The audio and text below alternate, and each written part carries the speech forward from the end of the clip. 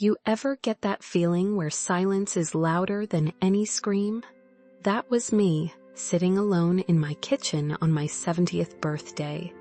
I'd baked a cake, set the table with my good china, even lit the candles.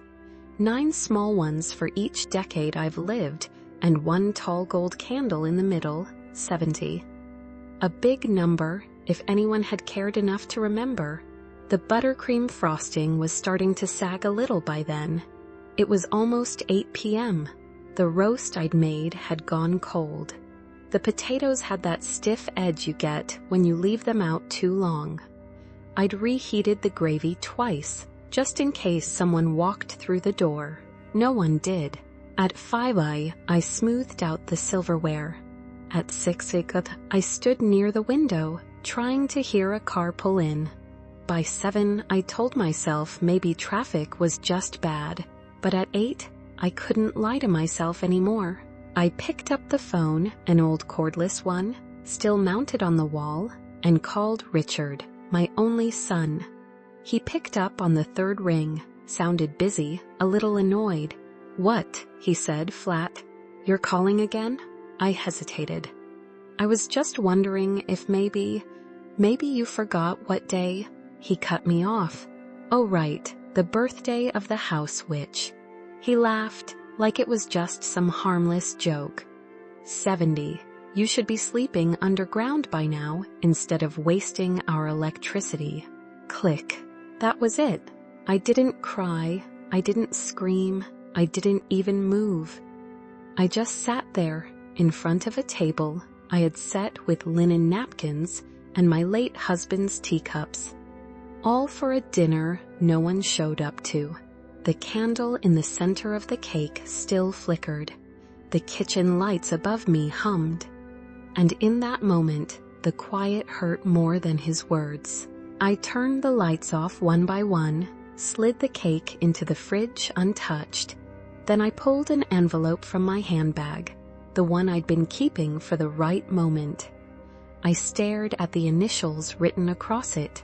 R.A.T. and S.J.T., my son and grandson. At least, that's what we used to believe. I waited, because they were coming home from the resort tomorrow. And I was done being ignored. I was done being what Melissa, my daughter-in-law, once called me, bad wallpaper. Always there, always peeling, always ignored. Later that night, I turned on the TV for background noise. It synced to my phone automatically, and up popped Facebook. Guess whose post was right at the top? Melissa's, of course. She had uploaded an entire album, 84 photos from their weekend getaway. 3 generations, family that matters. Her, Richard, their son Sammy, and her parents. Tanned, smiling, wine glasses in hand, wearing matching swimsuits and sunglasses like they'd just stepped off the pages of a magazine. Not a single mention of me. In one photo, Sammy sat on her dad's lap, laughing. Another had Richard with his arms around Melissa and her mother. They looked like a perfect family, except they weren't. I looked at that picture of my son longer than I should have. Not because I was jealous, I just wanted to see, was he happy? He didn't look it, and I knew that balcony. They'd been to that resort before, just never with me. Never once had I been invited. I muted the TV, but the slideshow kept flickering across the screen. Outside, the street was quiet. The neighbor's dog barked once, then went silent again. I stood up, slow, my hips aching from arthritis, walked to the sink, picked up the plates untouched, and carried them one by one. I couldn't even rinse them yet. The sound would have been too much. I opened the fridge again, reached past the cake, and pulled out the envelope. It was thick, too thick for a birthday card. That was the point. Inside were 2 DNA test results. One for Richard Allen Thompson, one for Samuel James Thompson, but only one of those names belonged in our bloodline. I sat back at the dark kitchen table and placed the envelope in the center. I didn't turn the lights back on. I didn't need to. 70 years old. And for the first time, I wasn't afraid of their silence anymore. I was learning to speak through it. The next morning, I was still thinking about something Melissa had said to me once. Not even to my face, just offhand, while folding laundry I had washed. "You hang around like bad wallpaper," she said. "Always there, always peeling at the corners." That one stuck with me, but it wasn't the worst. There was the time Sammy had a fever, and I picked him up. He clung to me like kids do when they just want comfort. Melissa came in and yanked him from my arms like I was poison. "He calls me Mama," she said, "not some doddering old hag playing grandma." Her voice was sugary sweet, but her words, venom. Another time, I was making breakfast for Richard before a big job interview. I'd even slipped $200 into his coat pocket the night before, just in case he needed gas or lunch. Melissa saw the money, pulled it out like it was poison. "Trying to buy his love now? You're a welfare tick with lipstick." I said nothing. I never did. But silence doesn't mean weakness. It means I was storing everything, every jab, every look, every word. One day I knew she'd trip over all of it, and it wasn't just her words. Years ago, when Richard lost his job, I used my late husband's pension to help with the down payment on the house. It was our money. But Melissa made sure my name never made it onto the deed. When I asked her about it, gently, she looked at me with that same smirk and said, "You didn't buy this house. You bought the right to crash here." Crash. That word cut deeper than she knew. But I wasn't temporary. I was there when Sammy was born. I sat in the hallway while Melissa's mother got to be in the delivery room. I was the one rocking him at 3 a.m., singing "You Are My Sunshine," when no one else even remembered the second verse. Still, something never felt quite right. He didn't look like Richard. He had hazel eyes. No one in our family has hazel eyes. His ears were wide at the base. His skin was warmer, his laugh different. And then I saw the school paperwork. Blood type AB. Richard and I are both type O. Melissa had claimed she was type A. That's when the questions started piling up, and I stopped brushing them aside.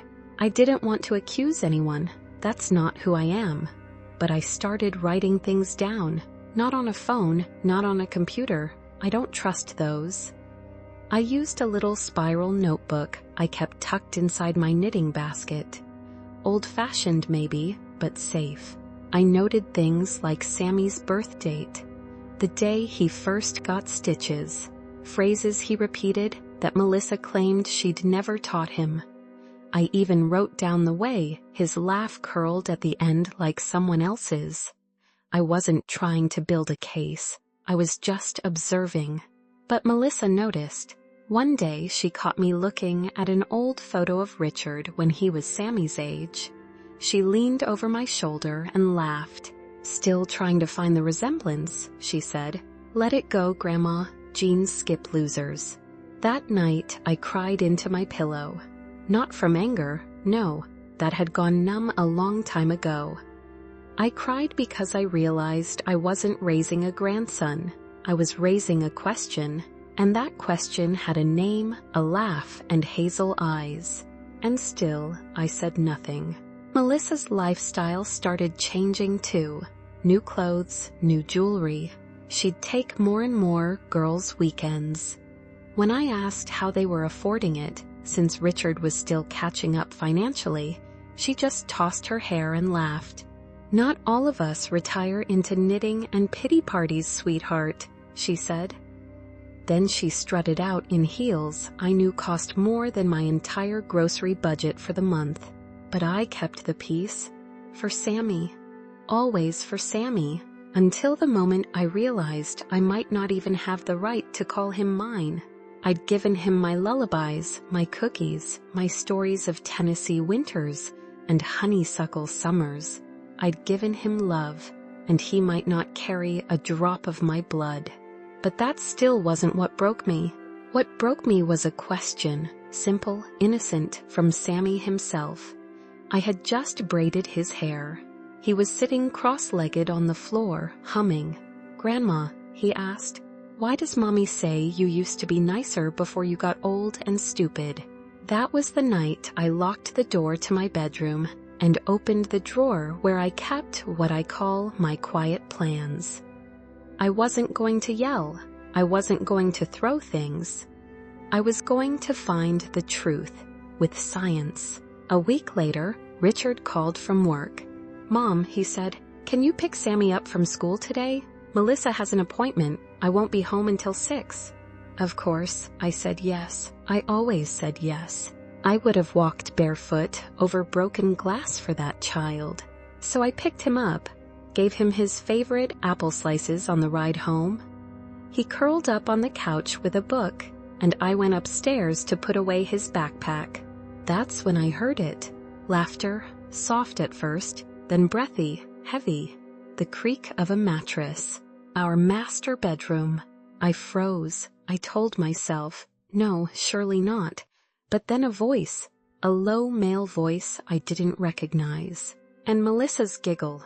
I stood at the top of the stairs, my heart pounding like a hammer. I took a breath, then another, and pushed open the bedroom door. She didn't scream right away. She gasped, eyes wide, frozen. She was tangled in the sheets with a man I'd never seen before. Tattoos running down his arm and chest. He jumped up, mumbling, "You said no one would be home." Melissa lunged for the blanket, pulling it over herself. "Get out," she yelled at me. I stood still. The man darted into the bathroom. She rushed toward me, red-faced and seething. "Don't you dare say a word," she hissed, shoving me hard in the chest. I stumbled. My hip hit the wall. Pain shot through my side like lightning. She bent over me, snarling just inches from my face. "Say a word and I'll say you slipped. You think they'll believe you, me, a mother? Or you, a washed-up hag who cries over forgotten birthdays?" I didn't speak. My mouth was silent, but my eyes didn't blink. I was recording everything. The skull tattoo on the man's left shoulder. The way Melissa's necklace, the one Richard gave her, was still around her neck. Her voice, angry, panicked, not ashamed. She turned and slammed the door. I limped downstairs, clutching the banister. Sammy was asleep on the couch. I sat next to him, heart racing, rage and sorrow doing battle in my chest. But I stayed quiet. That night, after they left for dinner, Melissa claiming she needed air, I went upstairs, not to the bedroom, to the hallway bathroom. And that's when I saw it. The security camera. Richard had installed it years ago. A tiny motion sensor camera that faced the hallway. I remembered it. He said it was for peace of mind. He'd forgotten all about it. Melissa never paid it any attention, but it still worked. I opened the app on my tablet, logged into the old account. There it was, a 90-second clip. Melissa running out of the bedroom, wrapped in a towel, carrying sheets. The camera caught everything, her dumping the sheets in the bathtub, returning moments later with a plastic bag, what looked like a used condom, and spraying air freshener like a mad woman. She had no idea the camera was still active. I downloaded the footage, backed it up to a flash drive, uploaded a copy to cloud storage. Then I made myself a cup of cold tea and stared at the calendar. Richard's birthday was next month. Sammy's the one after that. Mine had just passed, uncelebrated. But I was done counting the years they forgot me. Now I started counting evidence, counting silence, counting down. They had no idea what I was preparing. The next day, the house was empty. Richard had taken Sammy to the park. Melissa was at yoga, which likely meant meeting that tattooed man. I waited until I was sure no one would return. I walked up the stairs with latex gloves and a Ziploc bag. I plucked a few hairs from Sammy's pillow. Then I went into the bathroom and grabbed Richard's toothbrush, the green one Melissa hated. I sealed them both in plastic, slid them into an envelope, and tucked it into my handbag. That week, I mailed the samples to a private lab. Not a chain, a small clinic 2 towns over, one that didn't ask questions. I used a fake name, paid with cash, wrote in block letters, "Confidential, do not call, mail only." Then I waited. Waiting was the hardest part. Not because I was anxious, I already knew the truth in my bones. It was the waiting that gave space to the memories, to all the moments I had pushed aside, excused, or forgiven in the name of peace. So I kept my hands busy, knitting, baking, pruning the roses Melissa never once noticed. She didn't care for roses unless they came wrapped in plastic and a price tag. 3 weeks passed, long, slow days where the mail arrived with nothing but junk, catalogs and bills. Until finally, there it was. A plain white envelope. No logo, no return address. Just my alias typed in small, precise font. I didn't open it right away. I set it on the dining table, the same one I had decorated for my birthday. The linen runner still stretched across it, and the single tall gold candle, burnt but not replaced, still sat quietly in the center. Then I sat down alone. The letter inside was short. No fluff, no drama. Just this. No biological relationship found between sample A and sample B. That was it. A single line of black ink that made the world tilt back into place. I read it once, twice, a third time. My hands shook, not with shock, but with confirmation. It was like finally closing a creaking door that had never fully shut. I didn't cry, not because I was strong, but because I was tired of crying over people who didn't think I deserved even a phone call. Sammy wasn't Richard's son. That meant Melissa had lied. Not once, not accidentally, for years. She had built a false world on top of ours, brick by brick, lie by lie. And we had all lived under its roof, pretending it was shelter. I printed 2 copies of the results. One I locked in my drawer beside my birth certificate and the folded American flag from Richard's military service. The other, I slipped into a thick ivory envelope, sealed it with wax, stamped it with the seal I hadn't used since my husband's funeral, and I wrote in steady black ink, "Only open if they forget."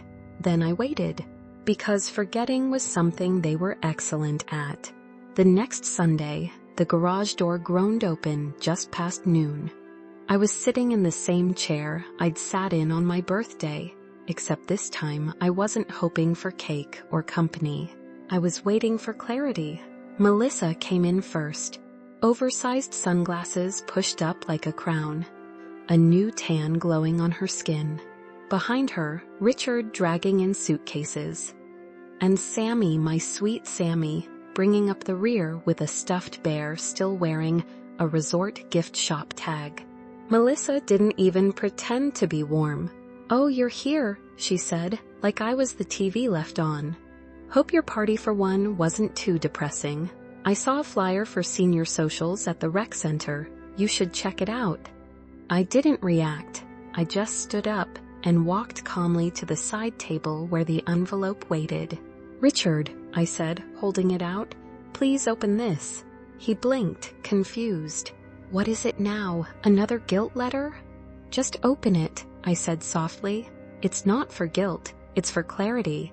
He took it, sighing like he always did when I asked something of him. Melissa stepped closer, suddenly alert. "Wait, what is that?" she asked, reaching for it. Richard pulled it back. He started reading. The color drained from his face. "This says, he's not my son," he whispered. Melissa lunged, grabbing at the envelope. "You had no right," she shouted. "You went behind my back?" She clawed for the paper, but Richard held it firm. "You're just a bitter old woman with too much time," she spat at me. I looked at her, not with anger, not even with pity, just that quiet kind of fatigue that settles into your soul after a lifetime of being overlooked. "I had every right," I said. "I changed his diapers when you wouldn't get up. I rocked him through fever nights. I sang him to sleep when you couldn't remember the lyrics.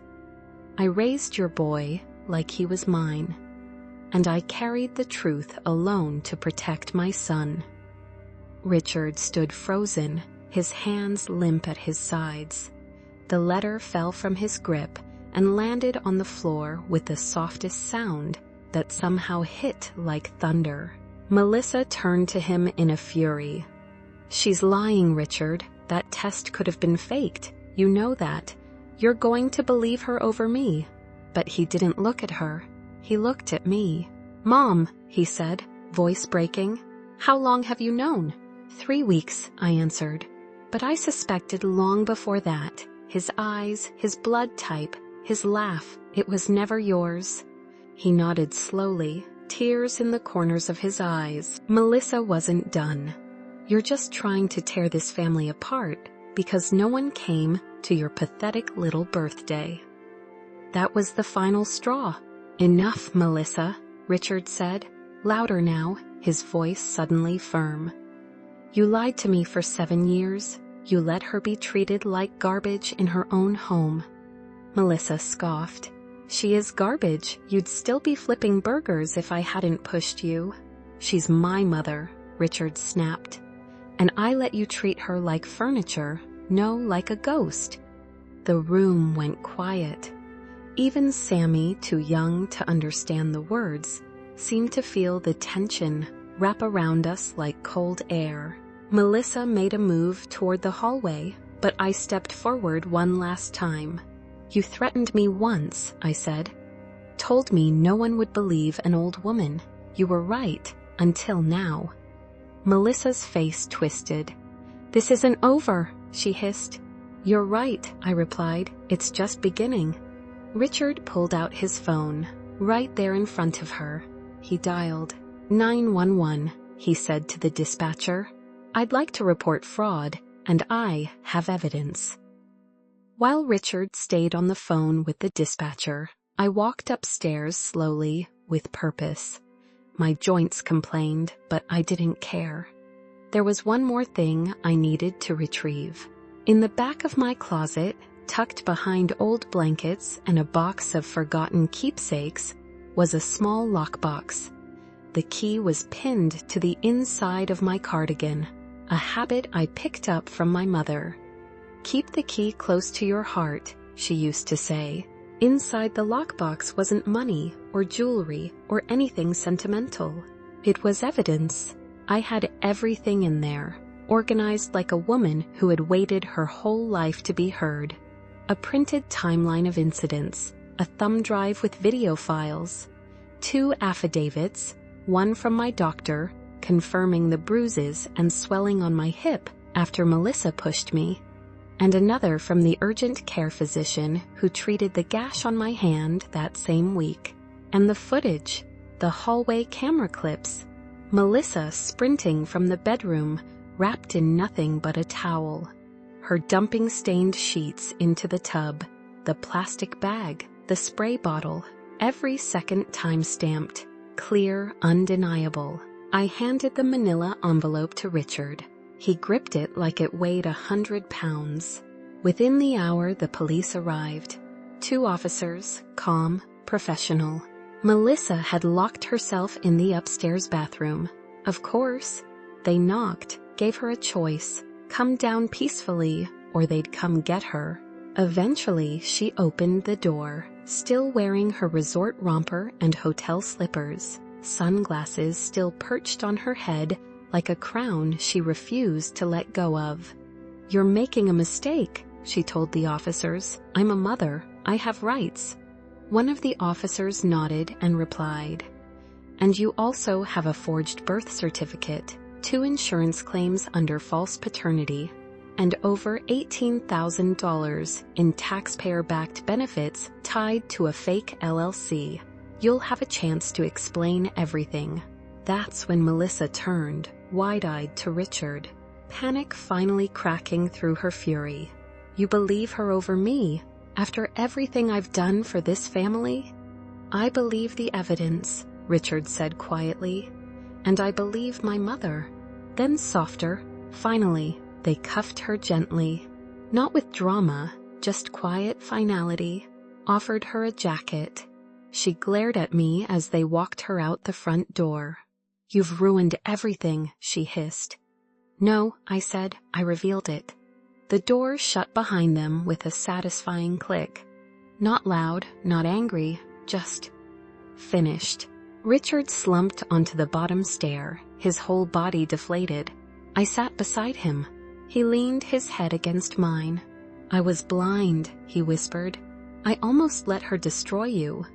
I placed a hand on his. You were lied to. That's not the same.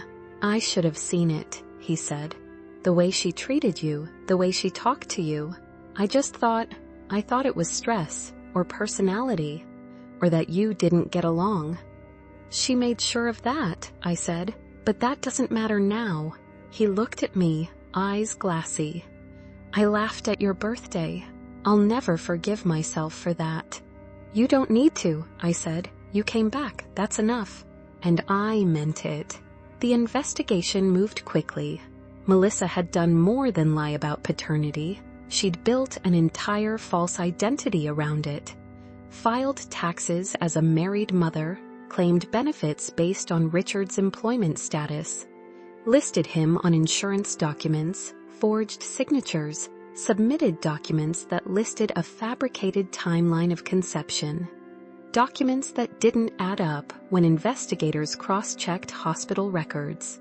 The total damage? Over $18,000 in fraud, plus emotional and physical abuse. Her lawyer tried to claim postpartum confusion, hormonal distress, psychological duress. The judge wasn't having it. Richard filed for divorce the same week. Got full custody of the house and a restraining order. But there was one thing he didn't get, Sammy. The court ordered a new custody hearing. Because biologically, Richard had no legal right to Sammy anymore. That fell to the real father, a man we'd never met, until the day of the hearing. He came into the courtroom holding a folder and a small stuffed animal, a faded blue bear with a stitched-up ear. He looked exhausted, but determined. His name was Daniel Harper. Melissa had lied to him too, told him she'd lost the baby.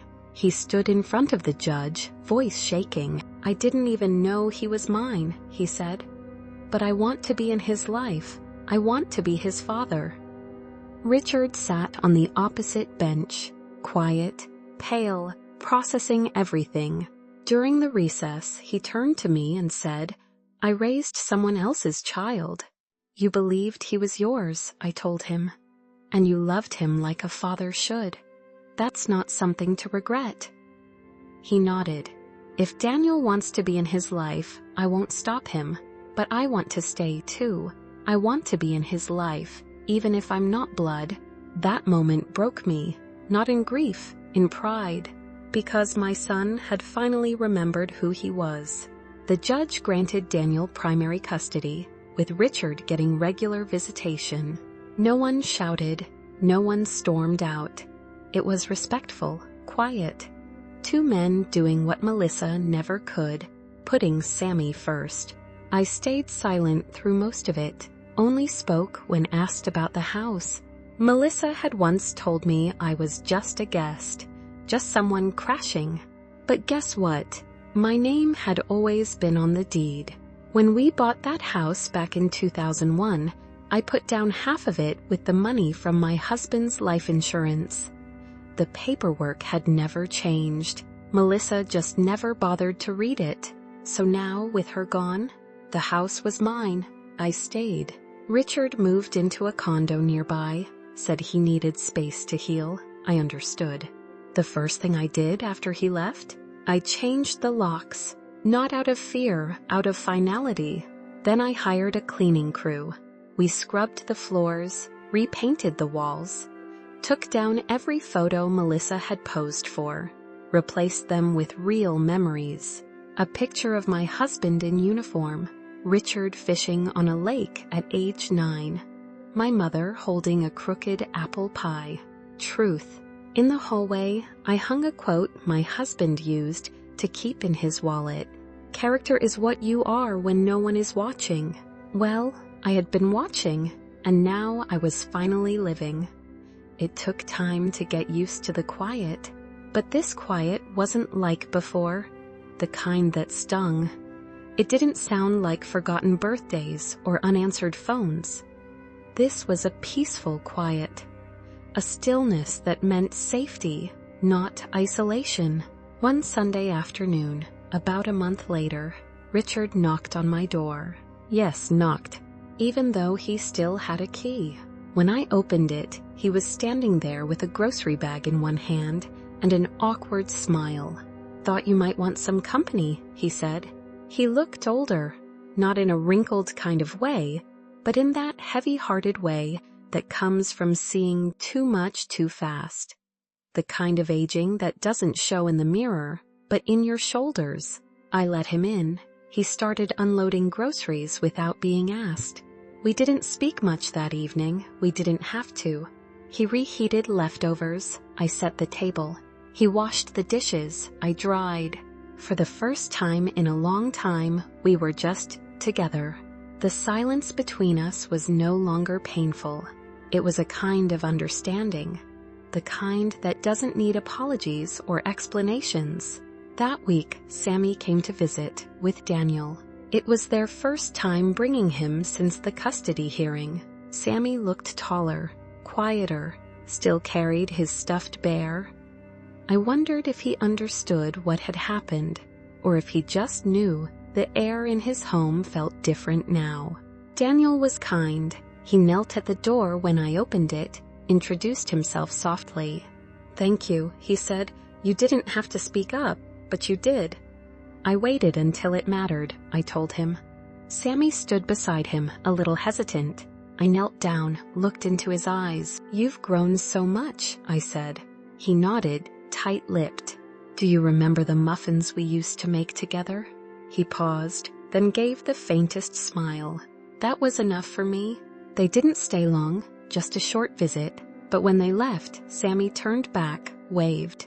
It was a small wave, just a flick of his hand, but it was something. That night, I walked out to the front lawn barefoot. The grass was cool, the moon was full. I stared up at it and breathed deep. For the first time in years, I didn't feel like I had to brace myself for anything. The house behind me was quiet, clean, honest. I had lost a grandson, but I had found my son. That was something. A year passed, and with time, everything softened. Not forgotten, just reshaped. The house didn't feel like a battlefield anymore. It felt like mine. Not because I'd claimed it, but because I'd restored it. The wallpaper that had once peeled and mocked me was gone, replaced with fresh paint, soft almond white, calm, light. Then one spring afternoon, Richard came by with someone new. Her name was Elena. She was warm, steady, not flashy. The kind of woman who noticed small things, like whether you took sugar in your tea or if your porch light was flickering. She also came with a little girl, Laya, 5 years old, wild curls, big questions. They stayed for dinner. I made roast chicken and sweet potatoes. Elena brought lemon pie. Richard, for the first time in years, set the table without being asked. Laya wandered the living room while we worked in the kitchen. She stopped in front of an old photo of me and my late husband, our wedding day. She pointed. "Is that you?" I smiled. "Yes, sweetheart, a long time ago." "You look like a movie star," she said. I laughed, an honest belly-deep laugh I hadn't felt in ages. When dinner was ready, Laya pulled out the chair next to mine. But before sitting, she looked up and asked, "Grandma, can I sit next to you?" I froze just for a second. It was the word, Grandma. She said it like it belonged to me. Not because someone told her to say it, because she wanted to. I nodded, my throat thick.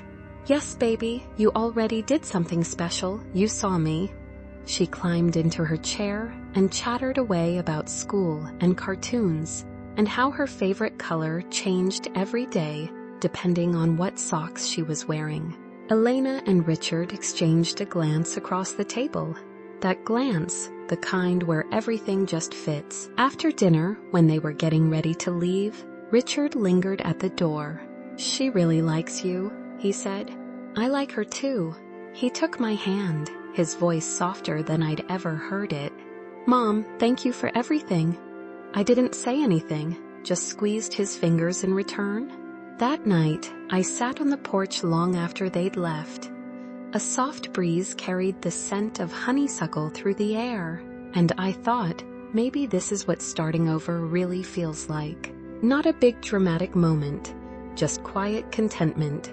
A few days later, Elena stopped by with Laya and a cake box. It was my 71st birthday. She'd baked a lemon sponge cake with whipped cream frosting. Sweet, airy, and just a little tangy, just how I liked it. She said she used one of my old recipe cards, wanted to get it right. She did. The house was full again that evening, not crowded, just full of the right kind of people. Richard was in the kitchen, carving the roast. Elena was setting out extra plates. Sammy, now taller, helped pour drinks. And Laya, sweet Leia, clutched a little box of matches like they were treasure. "Grandma," she whispered, tugging on my sleeve, "can I light the candles?" I smiled. "Of course you can. They're yours to light." She placed them carefully, 7 small ones and 1 tall gold candle in the center. Same as last year, except this time, the room wasn't dark. As Laya lit the last candle, she began singing. Not in tune, not in time, but with every ounce of her little heart. "Happy birthday to you. Happy birthday, dear Grandma." The others joined in. Even Sammy, though he sang softly, more like a hum. His eyes stayed on me, watchful, unsure. The kind of look children get when they're beginning to understand that love can look different than they thought. That it might be quieter, older, stronger. I closed my eyes for a second, just listening. Voices, laughter, the clink of plates, the sound of life. Then I opened them, smiled, and blew out the candles with a gentle breath. The room erupted in cheers. Laya wrapped her little arms around my waist and giggled. "Did you wish for something?" she asked, eyes wide. I smoothed her curls and said, "No, sweetheart, I already have it." Richard came to my side, a bit slower now. He looked different than the year before, not in a bad way, just weathered. Like someone who'd finally come through the storm and understood the cost. "Mom," he said, his voice thick, "I'm sorry for last year, for—" I stopped him gently, raising my hand. "Not tonight," I said. "Tonight we start over." He nodded, swallowed hard, kissed my cheek. Then came the gift. A photo album, handmade. Brown leather with gold-trimmed corners. Inside were new memories. Drawings from Laya. Pictures of Sammy playing soccer. One of me in the garden with gloves on, laughing. Another of Richard fixing the porch railing. And one of all of us at the beach, last summer, the start of something new. On the last page, there was one line written in neat cursive. Elena's handwriting. "This family sees you, always." I closed the book and held it to my chest. Years ago, I would have traded anything for a night like this. For a single moment of being truly seen. But life doesn't give you what you want when you want it. It gives it to you when you're ready to receive it. Later that evening, Laya curled up next to me on the couch, head against my shoulder. The smell of lemon cake and lavender still lingered in the air. She tilted her head up and asked, "Grandma, do people get second chances?" I looked down at her, this tiny, vibrant soul who had waltzed into my life. Without judgment, without baggage, just love. "Yes," I said, "if they choose to." She thought for a moment, then whispered, "I'm glad you got yours." I kissed her forehead. "So am I." The rest of the night slowed like a film in the final scenes. Sammy and Richard argued over what movie to put on. Elena handed me tea in my husband's old favorite mug, the one she'd polished just for the occasion. Laya fell asleep in my lap. The lights dimmed, the laughter softened, and me, I just sat there soaking in the peace. Not triumph, not revenge, just peace. Because the truth had been told. And more importantly, it had been heard. The kind of peace that whispers, "You were never wrong to love, even when they forgot, even when they erased you." Because I did love, I loved deeply. I loved Richard when he forgot me. I loved Sammy when I wasn't sure if I had the right to. I loved a home that didn't always love me back. But now things had changed, not dramatically, quietly, but permanently. And I didn't need anyone to say thank you or I'm sorry 100 times. I just needed this. A house full of people who wanted to be here.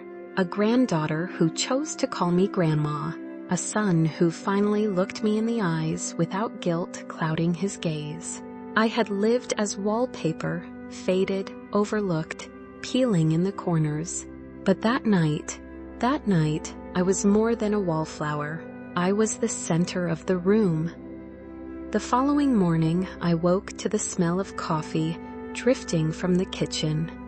Richard was up early, already moving about like it was his old home again.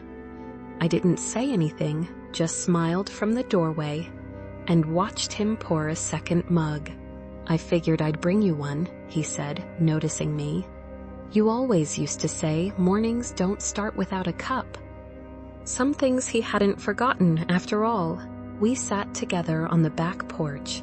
The garden was blooming again, thanks to the work I'd put in after the mess. Yellow lilies, my husband's favorite, stood tall near the fence. The air smelled of earth and springtime, and for once, there was no hurry. "I still think about Dad," Richard said, staring out toward the yard. "So do I replied. He was quiet for a while, then said, "I'm trying to be better. I know I was cruel. I ignored things I shouldn't have." "You were surviving," I told him. "Now you're awake." He nodded slowly. "I want to make things right. You already are." Later that week, Daniel brought Sammy over again. This time, Sammy wasn't quiet. He was curious, talkative, more himself. He brought a drawing of a rocket ship, said he wanted to be an astronaut, asked if I still made those oatmeal cookies with the chocolate chips. I made them right then and there. As we waited for the cookies to bake, he wandered through the house, stopping to look at old photos and the silly magnets I kept on the fridge. When he saw one of me and Richard from the 80s, he pointed and asked, "Were you always this cool?" I laughed. "Only on Tuesdays." When Daniel and Sammy were getting ready to leave, Daniel paused at the door and said something I wasn't expecting. "I've started seeing a lawyer. I want to update the custody paperwork. Add you." I blinked. "Add me?" He nodded.